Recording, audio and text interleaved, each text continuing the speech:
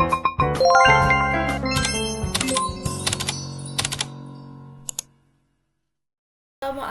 warahmatullahi wabarakatuh. Perkenalkan, nama saya Ridi Fitriani dengan NIM 202401000001. Di sini saya akan mempresentasikan tentang hak asasi manusia. Nah, untuk kita mulai untuk presentasinya, hak asasi manusia di sini ada definisi, prinsip, dan pentingnya dalam kehidupan manusia. Nah, untuk di slide pertama kita akan membahas tentang sejarah hak asasi manusia. Sejarah HAM dimulai dengan upaya pengakuan dan perlindungan hak-hak individu di tingkat internasional. Salah satu tonggak penting adalah Deklarasi Universal Hak Asasi Manusia UDHR yang dikeluarkan oleh Perserikatan Bangsa-Bangsa PBB pada tahun 1948 yang menetapkan standar global pertama tentang hak-hak dasar yang harus diakui oleh semua negara. Yang kedua, ada di Piagam PBB 1945 menjadi landasan bagi perlindungan HAM di tingkat internasional dan mendirikan lembaga nasional yang bertugas untuk melindungi hak-hak tersebut. Yang ketiga, ada Deklarasi Universal Hak Asasi Manusia UDHR menggarisbawahi prinsip dasar bahwa setiap orang berhak atas hak-hak tersebut tanpa ada diskriminasi tentunya ya teman-teman. Itu mengenai tentang sejarah hak asasi manusia. Kita lanjut. Jenis hak asasi manusia.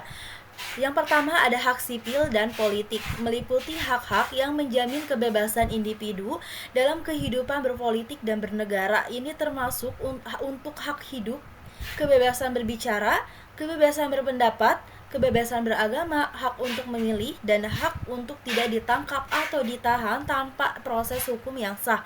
Yang kedua ada hak ekonomi, sosial, dan budaya. Hak-hak yang menjamin setiap individu dapat memenuhi kebutuhan dasar hidupnya seperti hak atas pekerjaan yang layak, pendidikan yang berkualitas, pelayanan kesehatan yang memadai, serta akses terhadap kebutuhan dasar lainnya yang mendukung kesejahteraan sosial. Yang ketiga ada di hak kolektif, meliputi hak-hak yang melibatkan kelompok atau masyarakat seperti hak untuk menentukan nasib sendiri, hak atas pengelolaan sumber daya alam, serta hak untuk menikmati lingkungan yang sehat dan lestari. Itu contoh jenis-jenis hak asasi manusia teman-teman ya. Untuk selanjutnya kita akan menjelaskan tentang prinsip-prinsip hak asasi manusia. Yang pertama, prinsip hak asasi manusia itu ada di universalitas. Hak asasi manusia berlaku untuk semua individu di seluruh dunia tanpa memandang latar belakang, budaya, agama, jenis kelamin, atau status sosial. Setiap orang memiliki hak yang sama untuk menikmati perlindungan HAM tentunya ya. Yang kedua tidak dapat dicabut. Hak-hak ini bersifat inherent atau melekat pada setiap individu, yang artinya hak tersebut tidak bisa dicabut oleh negara atau pihak manapun meskipun dalam kondisi tertentu seperti darurat atau perang. Yang ketiga ada non-diskriminasi. Setiap orang itu berhak untuk melakukan dengan adil dan setara tanpa adanya diskriminasi berdasarkan ras, etnis, agama, jenis kelamin, atau status lainnya. Semua orang harus mendapatkan hak yang sama tanpa adanya pengecualian. Yang ketiga, berkesinambungan. Perlindungan terhadap hak asasi manusia harus dijaga secara berkelanjutan oleh negara tanpa ada waktu yang dibatasi. HAM ini juga tidak bisa ditangguhkan atau dihentikan begitu saja, apapun alasan atau kondisi yang terjadi. Itu termasuk terhadap prinsip-prinsip hak asasi manusia teman-teman. Untuk selanjutnya ada di pelanggaran hak asasi manusia, diskriminasi rasial atau agama, tindakan atau kebijakan yang membedakan atau merugikan seseorang berdasarkan ras, agama, atau asal-usul etnis.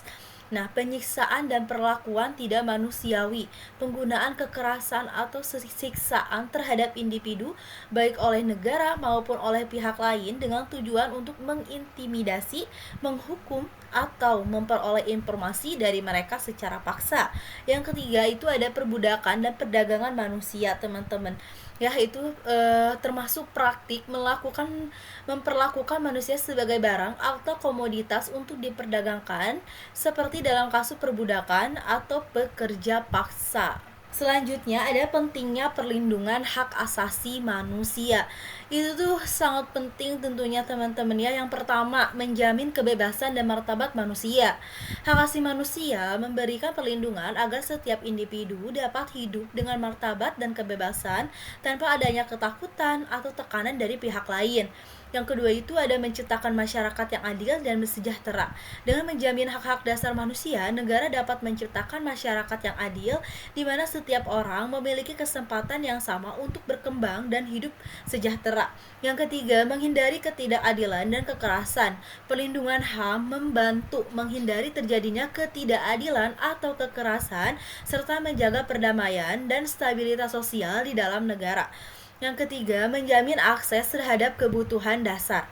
HAM juga memastikan setiap individu memiliki hak untuk mengakses kebutuhan dasar seperti pendidikan, layanan kesehatan, dan tempat tinggal yang layak tentunya, teman-teman ya. Itu termasuk ke pentingnya perlindungan hak asasi manusia. Untuk penjelasan berikutnya ada di Instrumen Internasional Pelindungan HAM. Yang pertama, Deklarasi Universal Hak Asasi Manusia 1948, sebuah dokumen yang mendeklarasikan hak-hak manusia yang harus dilindungi oleh semua negara sebagai standar internasional untuk perlindungan HAM.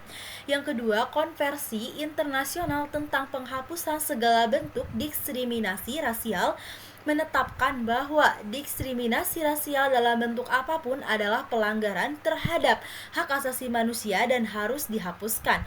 Yang ketiga, Konvensi Hak Anak 1989 melindungi hak-hak anak di seluruh dunia termasuk hak atas pendidikan, perlindungan dari eksploitasi, dan hak untuk tumbuh dalam lingkungan yang aman dan sehat.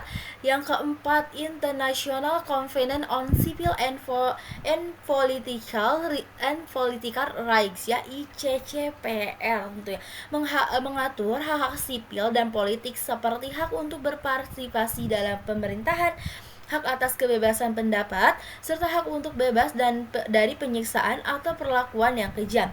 Itu termasuk Instrumen Internasional Pelindungan HAM.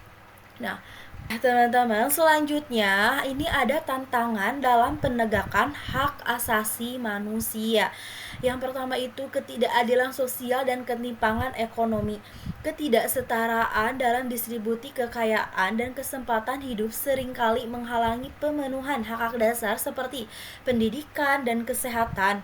Ya, yang kedua ada korupsi dalam lembaga pemerintahan. Praktek korupsi dapat menghalangi penegakan HAM dengan merusak sistem hukum dan mengabaikan hak-hak warga negara yang tertindas. Yang ketiga, perang dan konflik bersenjata. Perang dan kekerasan bersenjata seringkali menyebabkan pelanggaran besar terhadap hak asasi manusia seperti pembunuhan massal, pengungsian paksa, dan penyiksaan. Yang ketiga, kurangnya kesadaran dan pendidikan tentang HAM. Banyak masyarakat yang tidak cukup memahami pentingnya hak asasi manusia yang beresiko mengabaikan perlindungan HAM di tingkat lokal tentunya, teman-teman. Itu tentang tantangan dalam penegakan hak asasi manusia.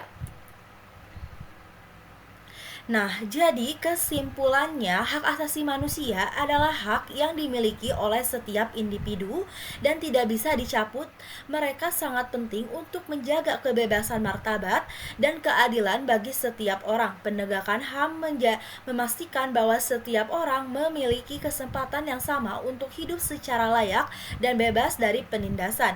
Meskipun ada tantangan besar dalam menegakkan HAM, kerjasama internasional dan komitmen negara dapat membantu menciptakan dunia yang lebih adil dan berperi kemanusiaan, teman-teman. Nah, cukup sekian presentasi tentang HAM dari saya. Mohon maaf bila ada kesalahan atau penyampaian dalam pengucapan kata-katanya, teman-teman. Saya ucapkan terima kasih. Assalamualaikum warahmatullahi wabarakatuh. Bye-bye.